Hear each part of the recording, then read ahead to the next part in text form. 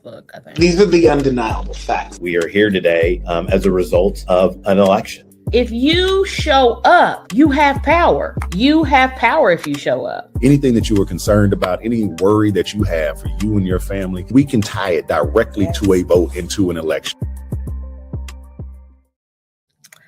Good morning, Facebook friends and all my social media friends. It's Felicia Newman from the Louisville Urban League, and we are here with the Power Shift podcast. We have a very special guest today, a dear friend of mine who was a baby prosecutor with me. Sarah, it was 2 decades ago. It was. We don't have to highlight that. We don't. We should. But we were baby lawyers together, and we started off on the same path, and then we went different directions. And I ended up here at the Louisville Urban League, and Sarah ended up doing what every law student and lawyer wants to do when they get that spark to want to go to law school. She is doing civil rights work. This is some of the most important legal work that's going on in our country right now. There are so many people that need this help. Now, of course, she can't solve all the world's problems, but locally, she has been very, very instrumental in helping us see that certain individuals, certain organizations cannot trample over people's rights. She's had lots and lots of wins. She's been in the news a lot. My dear friend, Sara E. Collins, attorney at law. Well, thank you for that fantastic introduction. You're welcome. You're welcome. Very kind of you. So before we get started, I'm going to take 10 seconds, I think I can take 10 seconds. We met at the Commonwealth Attorney's Office here in Louisville, Kentucky. We were both on the narcotics team. And let me tell you something she likes to remind me every single week. I know what you're going to say. Right. Is that I was a little leery of Miss Collins because she was from Packville, Kentucky. Now, that was completely and utterly wrong of me. This woman is one of my dearest friends. She's compassionate. She's empathetic. She loves to learn. She wants to help the little woman get their justice. And I was so wrong. And I'm glad that I reconsidered. And we became dear friends. So, Sarah. Yes. Tell us what kind of cases you work on and why it's important for a lawyer to do this work. Well, I think right now it is more important than ever for civil attorneys to be doing this work. I do civil rights cases, racial discrimination, sexual assault, sexual harassment, gender discrimination cases. I do excessive force cases, even wrongful death cases.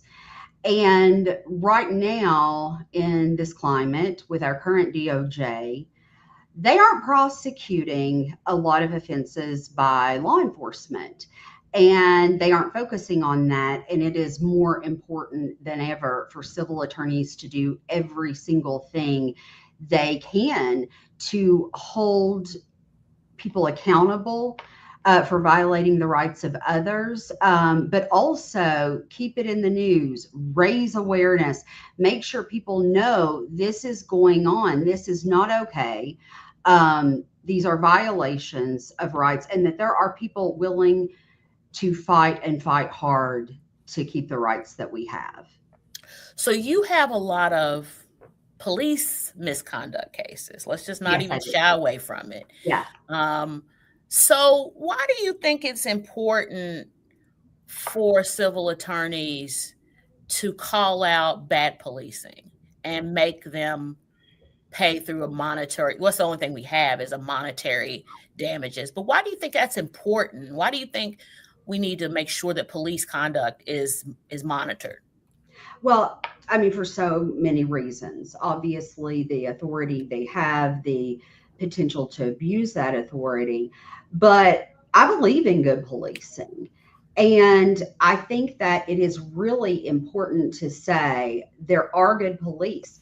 And if you support law enforcement, you can be a strong supporter of law enforcement, but it is essential that if you support law enforcement, that you oppose and loudly oppose police misconduct. You need to say, if you're a law enforcement officer and you're out there doing the right thing and upholding the law and trying to make this community a better place, when you see instances of misconduct, you need to say, hey, that's not our kind. They don't live up to the badge. If you respect the badge, then you demand excellence and the qualities that we want police to have. Right, right. So there's a lot of people out there who believe that law enforcement shouldn't be hampered. I don't know what to say, like hampered by the Constitution, but that's what it seems like.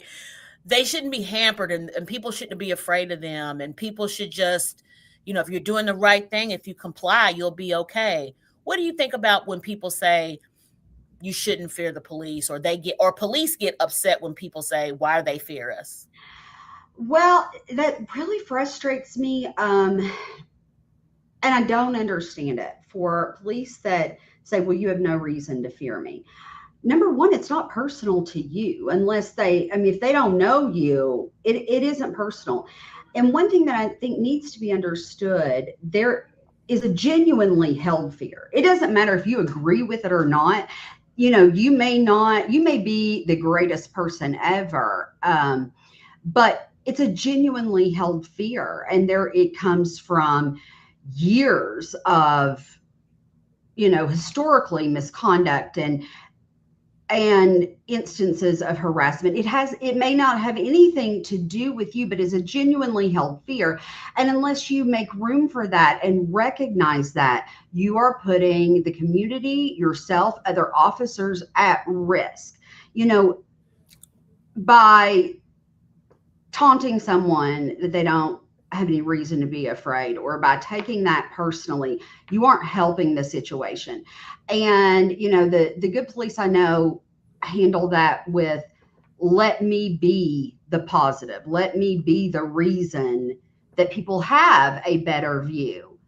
I just find it frustrating because it is the reality. And getting defensive and denying it, well, that doesn't change the reality. It helps no one. Right. An interesting news story came out, I think a couple of weeks ago. Gilbert Corsi, one of our friends here at the league, broke that story. It's the Sigma Squared report based on police stops of different people in the community. Do you have any comment on that report and that reporting?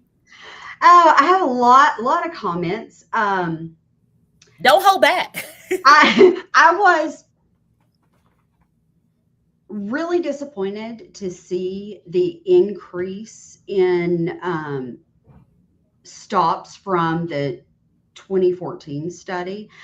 I thought it would have improved, especially all the city has been through and should have learned over the past 12 years since that study was conducted. So I was disappointed. I was angered by it. And I was very angry that the response from the department was what it was. I think they should have handled it better. I think the department should have released the report like they said they were going to do as soon as it came out and taken control of the problem. We see over and over and over LMPD not being transparent when they think it's going to look bad on them.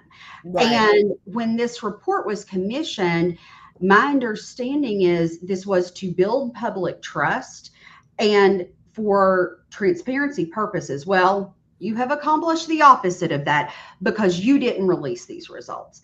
Right. And I believe had they released these results and said, We are very concerned about this. We are investigating it. We are looking at roots of problems.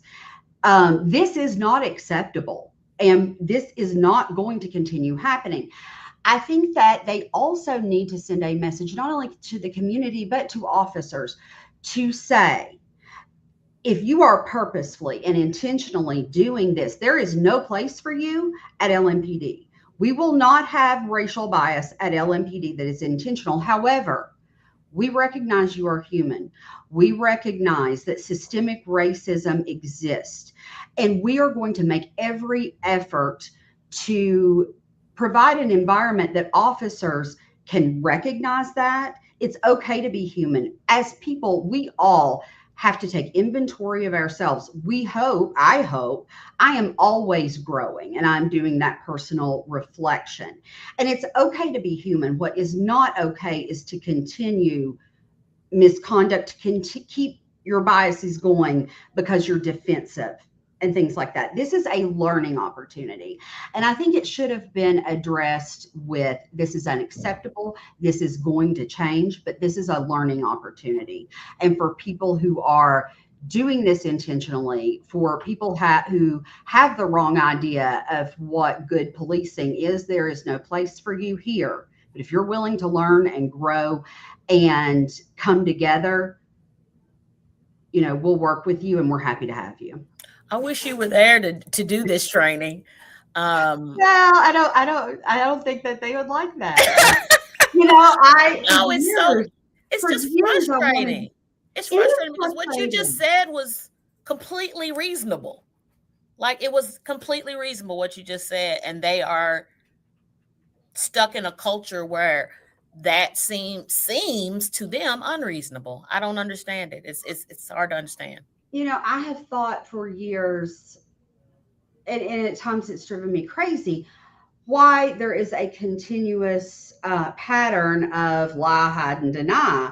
And when you just confront something, even if it's not what you want it to be, confront it, deal with it. That's how you build public trust, because guess what? Right. The public knows that minority drivers are being pulled over more than white drivers. They already know that. Mm-hmm. So, you don't go anywhere by denying that.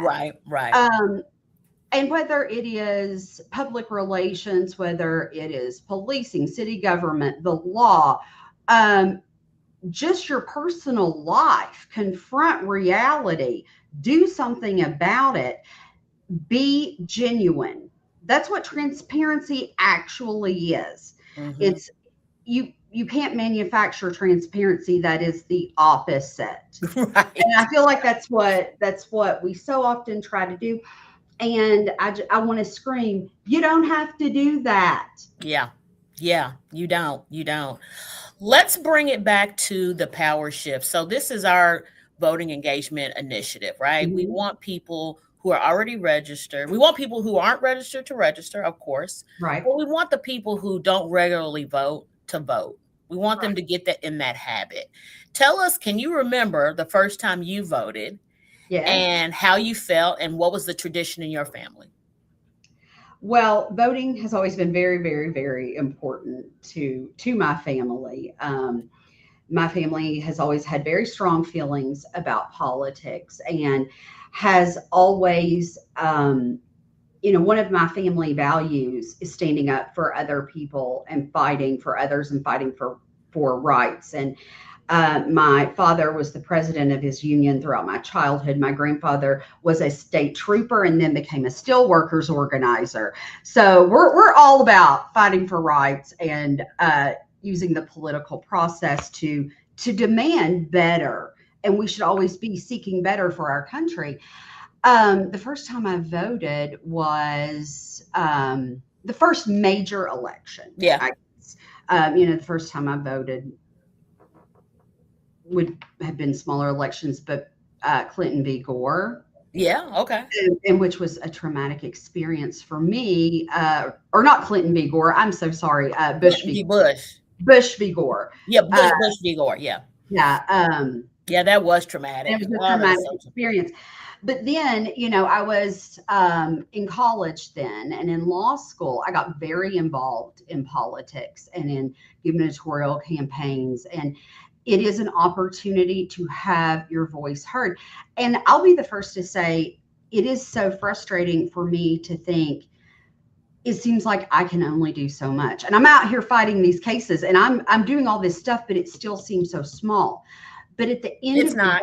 end of the day, all we can do is whatever we can do in our lives. Be the change you want to see. Treat people the way you want to be treated, and you want others to treat people, and vote and demand those things from your elected officials. And one thing that I often see, even if your elected official is your same party, question them, call them out. Don't be afraid to say, we want more, we want this. Right. And I grew up knowing patriotism included questioning your leaders. You not only have a right to do that, you have a duty to do that. And one Mhm. way you do that is at the polls. Right, right. Oh, I love that. That's how we're going to end because I told you it's 15 minutes going about really fast. Yes. You did great. So I want everybody on the screen to look at that upper left-hand corner, pledge to vote with that QR code. If you want to know about more about Sara, we'll put that in the description box on Facebook. If you want to pledge to vote, go to thepowershift26.org. Sara, it was so good to have you. It It went was by It was quick. so great to talk with you, as it always is. And I Yay! thank you for all of the amazing work you do and Urban League does for our community. And it's just a pleasure. And the community is lucky to have Felicia Newman. And I am so lucky to have her as my Oh, friend. we're having a love fest, y'all. Because Yes. this is one of my bestest is friends. You all go out there and vote, pledge to vote, and we'll see you next time. Bye.